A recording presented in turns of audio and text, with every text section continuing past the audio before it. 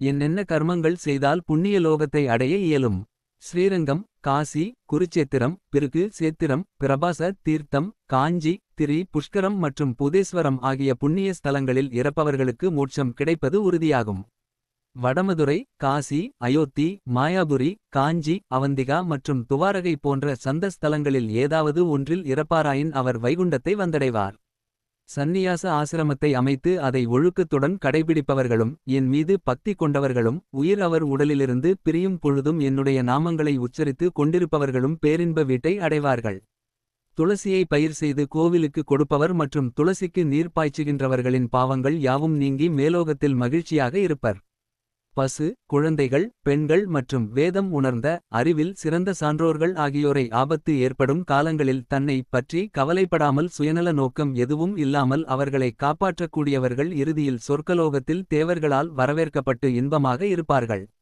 பசு, ஆடை மற்றும் பூமி ஆகியவற்றை தானம் கொடுப்பவர்களும் கிணறு மற்றும் குளம் போன்ற நீர் நிலையங்களை பழுது பார்த்தவர்களும் ஏற்படுத்தியவர்களும் கோவில்கள் எழுப்பியவர்களும் அதில் உள்ள பழுதுகளை நீக்கி புதுப்பித்தவர்களும் புண்ணியம் செய்தவர்கள் ஆவார்கள். இவர்கள் செய்த இந்த செயலினால் உருவான புண்ணியத்தால் விஷ்ணு லோகத்தை அடைந்து மகிழ்ச்சியாக இருப்பார்கள். காளை கன்றினை தானம் செய்தவரும் தற்பை புல்லால் வீடு கட்டி மனை தானம் கொடுத்தவர்களும் விருஷோற்சர்க்கம் செய்தவர்களும் சொர்க்கத்தை அடைவார்கள் என்று ஸ்ரீமன்னாராயணன் கூறினார். சூதமாமுனிவர் மேற்கண்டவாறு கருடாழ்வாருக்கு ஸ்ரீமன்னாராயணன் உரைத்தவற்றை முனிவர்களுக்கு எடுத்துரைத்து கொண்டிருந்தார். யாருக்கெல்லாம் தீட்டு என்பது இல்லை. தீட்டு ஸ்ரீமன்னாராயணரிடம் பணிந்த கருடாழ்வார் ஆசௌசம் எனப்படும் தீட்டு தொடர்பான விபரங்களை எடுத்துரைக்க வேண்டும் என்று வேண்டினார். கருடனே, வேதம் உணர்ந்த அந்தணர் ஒருவருக்கு புத்திரன் பிறந்தாலும் இறந்துவிட்டாலும் அவருடைய தாயாதிகளுக்கு 10 நாட்கள் வரை தீட்டு உண்டாகும். தீட்டு உடையவர்கள் இல்லத்தில் தீட்டுகள் நீங்கும் வரை ஹோமம் ஆராதனைகள் யாவும் தவிர்க்கப்பட வேண்டும். தீட்டு உடையவர் வீட்டில் தீட்டு காலம் நீங்கும் வரையில் தீட்டு இல்லாத யாரும் உணவு உண்ணக்கூடாது. ஒருவர் தீப்பற்றி இறந்து போனாலோ சிங்கம் புலி போன்ற கொடிய விலங்குகளால் மரணம் ஏற்பட்டாலோ வெளிநாடுகளுக்கு சென்று அங்கு சென்று அவ்வூரில் மரணமடைந்தாலோ அவர்களுக்கு உடனே கர்ம காரியங்களை செய்தல் கூடாது. அப்படி செய்தால் அவருடைய குடும்பத்தாருக்கும் உற்றார் உறவினர்களுக்கும் தீட்டு உண்டாகும். வாழ்ந்து கொண்டிருந்தவர் இயல்பான முறையில் இறந்து இருந்தால் அவர் இறந்துவிட்ட செய்தியை கேட்டவுடன் குளிக்க வேண்டும். நாட்டை ஆளுகின்ற தலைவனுக்கும் வேள்விகளை நடத்துகின்ற வேதம் உணர்ந்த அந்தணனுக்கும் தவம் செய்து கொண்டிருக்கும் அந்தணனுக்கும் அவர்களுடைய தாயாதிகள் இறந்தால் தீட்டு என்பது இல்லை. அதைப் போலவே திருமணக் கோலத்தில் இருக்கின்றவர்களுக்கும் திருவிழா நடத்த கரங்களில் காப்பு அணிந்தவர்களுக்கும் தாயாதிகள் இறந்தால் அவர்களுடைய தீட்டு இவர்களை சாராது. பசு, மங்கை, அறிவில் சிறந்த நன்னெறி உணர்ந்த வேதம் அறிந்த சான்றோர் பெருமக்களை பாதுகாக்கும் பணியில் ஈடுபட்டு இருக்கக்கூடியவர்களும் நாட்டினை பாதுகாக்கும் பணியில் ஈடுபட்டு கொண்டிருப்பவர்களும் போரிடும்போது இறந்துவிட்டாலும் அவர்களை சார்ந்த உறவினர்களுக்கு ஒரு நாள் மட்டுமே தீட்டு உடையதாகும். யாருக்கெல்லாம் தீட்டு என்பது இல்லை. கருடனே, ஒரு மனிதன் பூமியில் பிறந்து வாழ்ந்து சுக துக்கங்களை அனுபவித்து வயது மூப்பின் காரணமாக மரணம் அடைவதே உயர்ந்ததாகும். அதை விடுத்து வயது மூப்பின் காரணமாகவும் நோயின் கொடுமையை தாங்க முடியாமலும் தற்கொலை செய்து கொள்வது என்பது மகா பாவமாகும். கொடிய நஞ்சு உண்டும் அல்லது நீரிலோ பாய்ந்து உயிரை மாய்த்துக் கொள்கின்றனர். மேலும் வாங்கிய கடனை திருப்பித் தராமல் இறந்தவர்களுக்கும் நரகத்தில் இடம் உண்டு. தொழுநோயினால் பாதிக்கப்பட்டு உடல் முழுவதும் புழு உண்டாகி இறக்கின்றவன் மகா பாவியாவான். விபத்தில் அடிபட்டு மரணம் அடைந்தவர்களும் நற்கதி அடைவது என்பது குறைவுதான். சிலரோ கொடிய மிருகங்களால் கொல்லப்படுவார்கள் அல்லது கொல்லப்படுகின்றார்கள்.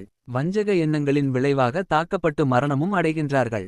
சிலரோ வேற்றின மங்கையருடன் உறவு வைத்துக் கொண்டிருக்கும் பொழுது இறந்து போகின்றார்கள். இவ்விதமாக இறந்தவர்களுக்கு நற்கதி என்பது அவ்வளவு எளிதானது அல்ல. இவர்கள் அடைவது என்பது நரகம்தான். இவ்வாறு இறந்தவர்களை சார்ந்தவர்களுக்கு தீட்டு என்பது இல்லை.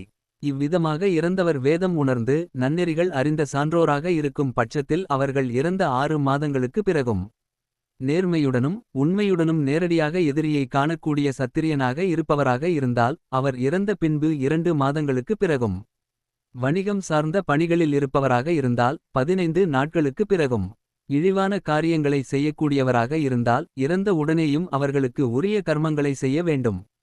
அகால முறையில் மரணம் அடைந்தவர்களுக்கு புண்ணிய நதிகளின் தீர்த்தத்திலாவது கங்கை, நைமிசாரண்யம், புஷ்கர க்ஷேத்திரங்களிலேயோ அரசமர நிழலிலேயோ அல்லது மாட்டுக் கொட்டைகளிலோ அல்லது எதுவுமே முடியாவில்லை எனில் வீட்டிலாவது நாராயண பலியை கொடுக்க வேண்டும். ஸ்ரீமன்னாராயணன் இவ்விதம் கூறியதை கேட்ட கருடாழ்வார் நாராயண பலி என்றால் என்ன என்று வினாவினார். நாராயண பலி என்பது வேத மந்திரங்களால் பகவானை துதித்து மனதார ஆராதனை செய்து வழிபட வேண்டும். தெற்கு நோக்கி நின்ற வண்ணமாக மங்களகரமான வார்த்தைகளினால் பகவானை துதித்து, இறைவா, பூமியில் வாழ்ந்து மடிந்து அதாவது இறந்து போனவருக்கு தாங்கள் தான் நற்கதியை அளிக்க வேண்டுமென்று எம்மை பிரார்த்திக்க வேண்டும். அவர்களின் பிரார்த்தனைகள் தியானம் முதலியவை முடிந்த பின்பு வேதமும் அறிவில் சிறந்தவர்களுக்கும் தம்மால் முடிந்தளவு இருக்கும் செல்வ நிலைக்கு ஏற்ப அன்னமிட்டு நவதானியங்களை தானமாக அளிக்க வேண்டும். அன்று இறந்து போனவருக்காக பிண்ட தர்ப்பணமும் செய்வது மிகவும் அவசியமாகும். இவ்விதமாக செய்த பின்பு மறுநாளில் மும்மூர்த்திகளான சிவன், பிரம்மா, விஷ்ணுவிற்கும் மற்றும் யமனுக்கும் பிரதிமை செய்து பூஜை செய்து வழிபடுதல் அவசியம் ஆகும். அதாவது மேற்கு திசையில் தங்கத்தால் எம்மையும், கிழக்கு திசையில் வெள்ளியால் பிரம்மாவையும், வடக்கு திசையில் தாமிரத்தால் ருத்ரனையும், தெற்கு திசையில் இரும்பால் யமனையும் வைத்து வழிபாடு செய்ய வேண்டும். பூஜையின்போது 5 கும்பங்களை வைத்து அலங்கரித்து 4 தேவர்களையும் எண்ணி மற்றும் 5ஆவதாக இருக்கும் கும்பம் இறந்தவருக்காக வைத்து இறந்தவருக்காக சிரார்த்தம் செய்து பிண்டம் வைத்து 8 வகையான தானங்களை அவரவர்களின் வசதிக்கு ஏற்ப கொடுக்க வேண்டும். 360 பலாச இலைகளின் காம்புகளால் இறந்தவரின் உடலைப் போல் ஒரு பிரதிமை செய்ய வேண்டும்.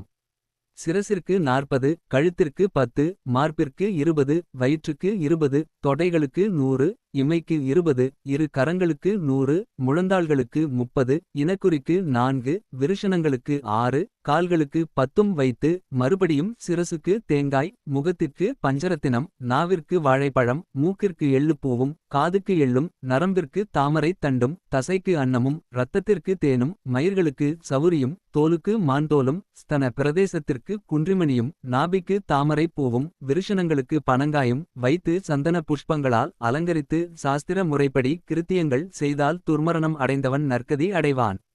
இவ்விதமாக கர்மவினை செய்தவருக்கு 10 நாட்களும் மற்ற தாயாதிகளுக்கு 3 நாட்களும் தீட்டு உண்டாகும். கர்மவினை என்பது யாது? ஸ்ரீமன்னாராயணன் கருடாழ்வாரை நோக்கி, பிறப்பெடுத்த அனைத்து உயிரினங்களும் வாழும் பொழுதும் இறந்த பின்பும் இன்ப துன்பங்களை அனுபவிப்பது என்பது அந்தந்த ஜீவாத்மாக்களினால் செய்யப்பட்ட நல்வினையும் தீவினையும் முக்கியமான ஒரு காரணமாகும்.